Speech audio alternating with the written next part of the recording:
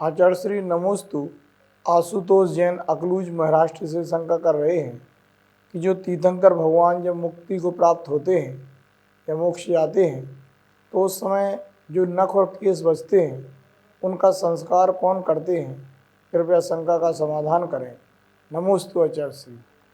तीर्थंकर भगवान जब मोक्ष को प्राप्त होते हैं या कोई भी सामान्य अरिहंत भगवान मोक्ष को प्राप्त होते हैं तो यह जो शरीर है, यह शरीर जो है कपूर की भांति जो है उड़ जाता है। जैसे आप कपूर जलाओ तो कपूर कहाँ गया, कहाँ गया, वो परमाणु बिखर गए। ऐसे ही तीर्थंकर परमात्मा का मोक्ष होते ही, आत्मा सिद्ध बनते ही शरीर जो है कपूर की भांति परमाणु बिखर जाते हैं इसी ब्रह्मांड में। लेकिन शेष दो चीज़ें रह जाती हैं, एक तो बाल और एक नख। बाल और नख क्यों रह जाते हैं, इसका भी कारण होता है, क्योंकि बाल और नख जो हैं उनमें आत्मा नहीं होती है। आपके बाल बाहर निकल गए सिर से, अब उनको कैंची से आप निकालते हो तो आपको दर्द होता है क्या, पीड़ा होती है, नहीं होती है ना, उसमें आत्मा का कोई प्रदेश नहीं है। ऐसे नख जो बाहर निकल गए हैं तो क्या उसको आप जब निकालते हो तो क्या उसमें आपको दर्द होता है, नहीं होता है ना, उसमें आत्मा नहीं है। इसलिए जिस पार्ट में आत्मा का एहसास था वह पार्ट कपूर की भांति उड़ जाता है, नख और केश मात्र रह जाते हैं। भवनवासी में अग्नि कुमार के जो देव होते हैं वह देव आकर के उन नख और केश को इकट्ठा करके और अपने मुकुट में से अग्नि को प्रज्वलित करते हैं और उनका संस्कार करते हैं। संस्कार करके जो राख है उसको क्षीर सागर आदि में जाकर के विसर्जन कर देते हैं। एक प्रमाण तो इस प्रकार से आया है। दूसरा प्रमाण आया है कि वो देव जो हैं वो विक्रिया से पूरा शरीर बनाते हैं, जैसा था वैसे बनाते हैं और बना करके फिर उसका जो है विसर्जन करते हैं और राख आदि को फिर क्षीर सागर में डालते हैं।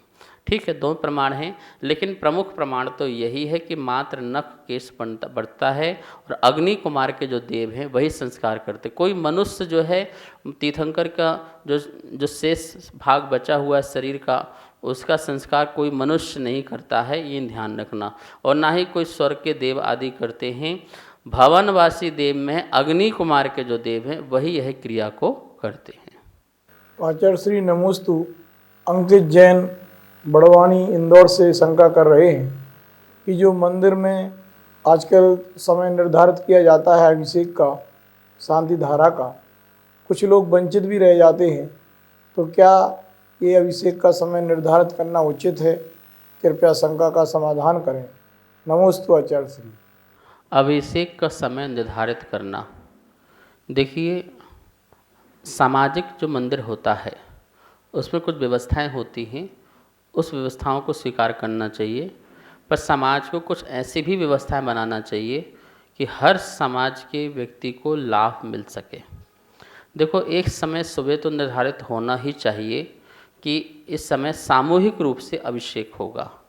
जितने भी लोग हैं प्रातःकाल उठ करके आकर के महोत्सव के रूप में अभिषेक करें, जिससे लोगों को और भाव बने भगवान से जुड़ने का। बहुत ही अच्छी क्रियाएं निर्धारित होना चाहिए और वो भी बिल्कुल पूर्ण रूप से निर्धारित हो जाना चाहिए कि यही क्रिया से जो है अभिषेक पूजा पाठ होगी और सब लोग उसमें सम्मिलित हों। ये तो ठीक है और ये ऐसा ही होना चाहिए, लेकिन अन्य समय में वो अभिषेक नहीं कर सकता है, ऐसा निर्धारित नहीं होना चाहिए। कोई व्यक्ति जो है 8 बजे किसी को टाइम मिलता है, अपनी अपनी सबकी मजबूरियां हैं। कोई बच्चे को स्कूल छोड़ने जा रहा है, कोई जो है किसी पत्नी टिफ़िन लगा रही है, वो अभिषेक नहीं देख पा रही है, और भी कोई बाहर से अचानक 9 बजे 10 बजे आया है, उसका मन है मुझे पूजा करना है, और पूजा का नियम है अभिषेक पूर्वक ही पूजा होती है। पूजा तभी होती है जब अभिषेक व्यक्ति करता है, तभी पूजा होती है। जब कोई अभिषेक देख ले तभी पूजा होती है, लेकिन किसी व्यक्ति को अभिषेक देखने न मिले, करने न मिले, तो उसकी पूजा कैसे होगी? प्रारंभ ही नहीं हो सकती है। इसलिए ऐसी भी व्यवस्था होना चाहिए कि हमने ये निर्धारित समय किया था सामूहिक रूप से, इसके बाद कोई भी व्यक्ति आए और अभिषेक करना चाहे तो एक प्रतिमा को आपको निर्धारित कर देना चाहिए कि इस प्रतिमा का आप जो है कभी भी जब तक मंदिर खुला है तब तक आप आके अभिषेक कर सकते हैं और आराधना कर सकते हैं। आप बताइए, हमने भगवान को क्यों विराजमान किया? क्या स्टैचू बना करके रखने के लिए विराजमान किया? अरे भक्त भक्ति करें इसलिए तो रखा है। जितने भी भक्त आएँ और अपनी परंपरा के अनुसार भक्ति करें, इसलिए तो हमने इस प्रतिमा को विराजमान किया है, ठीक है ना। तो जब वो भक्ति ही ना कर सके, मात्र दर्शन करें। अच्छा बताइए, 6 बजे अभिषेक हो गया, 7 बजे सब शांति धारा संपन्न हो गई। अब शांति धारा के बाद व्यक्ति जो भी आएंगे 8 बजे, 9 बजे, 10 बजे, 11 बजे, 12 बजे सिर्फ देव दर्शन को आएंगे क्या? क्या वो पूजा करने नहीं आएंगे? वो पूजा करने भी आएंगे, तो पूजा करने में उनको अभिषेक का अधिकार भी तो प्राप्त होना चाहिए ना। हमने ऐसे कड़क नियम बना दिए जिसके कारण अन्य समाज के जो हमारे जो हैं लोग हैं, मतलब कहने का मतलब है जो अन्य लोग हैं समाज में, वो जुड़ नहीं पाते हैं, वो भक्ति नहीं कर पाते हैं, वो आराधना नहीं कर पाते हैं। सबको समय का ध्यान रखते हुए हमें जो है ऐसी व्यवस्थाएं बनाना चाहिए जिससे हर वर्ग का आदमी जुड़ सके और भगवान से जुड़ करके अपना कल्याण कर सके। ऐसे कड़क कानून नहीं बनाना चाहिए जिससे जो है व्यवस्था बिगड़ जाए और व्यक्ति के भाव भी बिगड़ जाए। सभी को सादर जय जिनेंद्र। पूज्य गुरुदेव के मुखारविंद से आप सभी की शंकाओं का नित्य समाधान आगम के अनुसार किया जा रहा है और ये इसका प्रसारण आदिनाथ टीवी चैनल के माध्यम से हो रहा है। अगर आपके मन में किसी भी प्रकार की कोई भी शंका है तो आप हमें नीचे दिए गए नंबर पर बेझिझक भेज सकते हैं और आपकी शंका का समाधान पूज्य गुरुदेव के मुखारविंद से आदिनाथ टीवी चैनल के माध्यम से किया जाएगा। तो आप हमें अपनी शंकाएं भेजें और पूज्य गुरुदेव के मुखारविंद से अपना समाधान पाएं और अपनी शंका का समाधान करें। जय जिनेंद्र। इस कार्यक्रम के पुण्यार्चक थे अशोक बड़जात्या, ममता बड़जात्या, अंकिता, टीना, आकाश, अंकुश, सॉल्ट लेक कोलकाता से, गुप्तदान अहमदाबाद से।